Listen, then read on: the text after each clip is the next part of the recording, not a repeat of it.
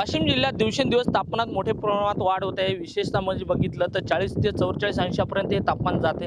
त्यामुळे लघु प्रकल्प असो या मध्यम प्रकल्प असो याच्यातल्या पाणी पातळी मोठ्या प्रमाणात झपाट्यानं घटत असल्याचं चित्र आहे। सध्या परिस्थिती जर बघितली तर 75च्या जवळपास लघु प्रकल्प आणि 2 मध्यम प्रकल्प आहेत। यात मिळून जर बघितलं तर 19%च पाणी साठा आहे। सध्या परिस्थिती जर बघितलं तर 75 जे लघु प्रकल्प आहेत त्याच्यात 20% जवळपास पाणी साठा आहे।